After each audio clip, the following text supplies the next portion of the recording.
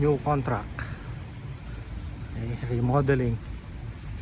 Gawa tayo ng grotto dito. Nandun sa sulok. Yan. Remodel natin. Alisin natin tong mga old design. Tsaka yung mga malalaking halaman na yan, alisin natin. Tsaka yung dito, remodeling din natin. Yan, i-trim natin yan, liliit natin. Giant na yung mga halaman. Yan, remodeling natin yan.